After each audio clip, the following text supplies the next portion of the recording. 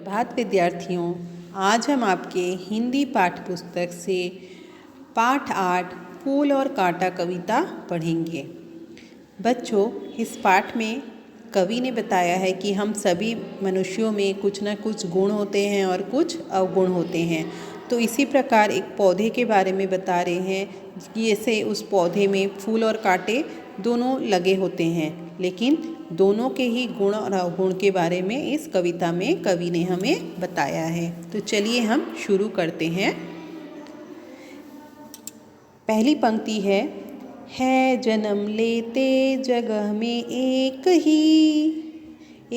ही पौधा उन्हें है पालता, रात में है उन पर चमकता चांद भी, एक ही सी चांदनी है डालता। बच्चों, कवि जो हैं इन पंक्तियों में हमें बता रहे हैं कि जो फूल और कांटे हैं वो क्या हो रहा है, एक ही जगह में जन्म लेते हैं। उनका जन्म जो है एक ही पौधे में होता है और एक ही पौधा उन्हें क्या करता है, पालता और पोसता है, उनका पालन पोषण करता है। और रात में जो है चांद जो है अपनी चांदनी को सब पर माने उन पर जो है दोनों पर ही, फूल और कांटे दोनों पर ही वो समान रूप से अपनी चांदनी को है बिखेरता। दूसरी पंक्ति है, मेह उन पर है बरसता एक सी उन पर हवाएं हैं बही, पर सदा ही यह दिखाता है हमें, ढंग उनके एक से होते नहीं। तो बच्चों, दूसरी पंक्ति में मेह का मतलब होता है बादल। तो यहाँ पे कवि बता रहे हैं कि बादल जो है उन पर समान रूप से बरसता है, माने वर्षा का जो पानी है वो क्या होता है, उन पर समान रूप से पड़ता है। और एक सी उन पर हवाएं हैं बही, मतलब जब हवाएं चलती है तो उन पर समान रूप से ही उन पर हवाएं बहती है, पर सदा ही यह दिखाता है हमें, ढंग उनके एक से होते नहीं। मतलब हम सदा से क्या हमेशा से यही देख रहे हैं कि फूल और कांटे उनका जो है ढंग माने व्यवहार जो है एक सा नहीं होता है। तीसरी पंक्ति है, छेद कर काटा किसी की उंगलियां, फाड़ देता है किसी का वरवसन, प्यार डूबी तितलियों के पर कतर, भौर का है भेद देता श्याम तन। यहाँ पे कवि बता रहे हैं कि छेद कर काटा किसी की उंगलियाँ, माने काटा, यहाँ पे कांटे की विशेषता, कांटा के अवगुण के बारे में बताया है कि कांटा क्या करता है। कभी कभी कोई फूल तोड़ने जाता है, कांटा क्या करता है, उनकी उंगलियों को छेद कर लहूलुहान कर देता है, फाड़ देता है किसी का वरवसन। वरवसन मतलब कपड़े को कहा गया है, वसन मतलब कपड़ा होता है, तो किसी के कपड़े फाड़ देता है वो।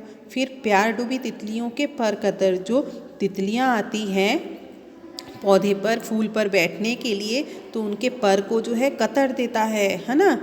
फिर भौरे का है भेद देता श्याम तन, जो भौरे हैं उसका तन क्या कर देता है, भेद देता है, माने काट देता है उसके तन को भी।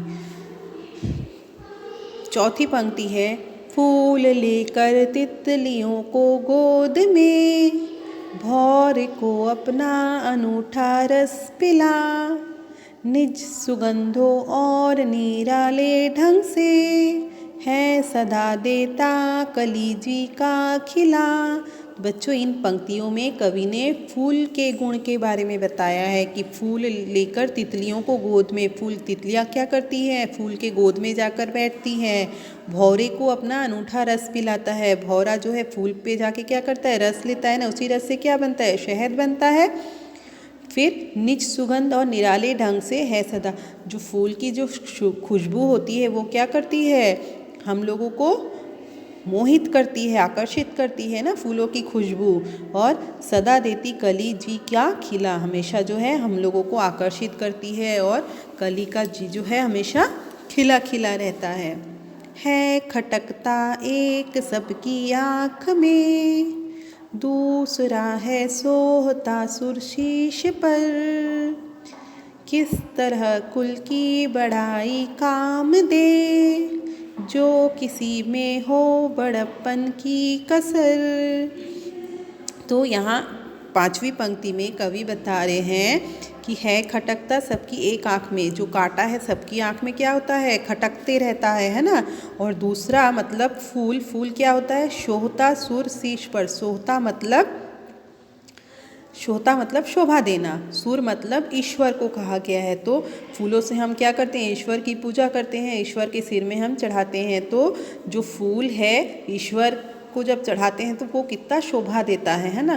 तो किस कुल की बड़ाई काम दे, मने यहाँ पे बोल रहे हैं चाहे वो मने कोई किसी भी कुल का क्यों ना हो, लेकिन उसकी बड़ाई जो है काम नहीं देगी। जो किसी में हो बड़प्पन की कसर, मने अगर किसी में कोई बड़प्पन नहीं है, गुण नहीं है, तो चाहे वो कितने भी बड़े कुल का क्यों ना हो, उसका कुल काम नहीं देगा। तो बच्चों, इस कविता में हमें क्या शिक्षा मिल रही है, इन कविताओं में हमें यह शिक्षा मिल रही है कि हमें अपने व्यवहार को अच्छा रखना चाहिए, फूल की तरह, है ना। अगर हम फूलों की तरह अपना व्यवहार करेंगे तो लोग हमें क्या करेंगे, हमसे आकर्षित होंगे, हमें अच्छा कहेंगे। और अगर हम कांटे की तरह व्यवहार करेंगे तो लोग हमें हमेशा बुरा ही कहेंगे, है ना। तो आशा करती हूँ आप लोगों को यह कविता अच्छे से समझ में आई होगी। आप इस कविता को लिखकर याद कीजिए।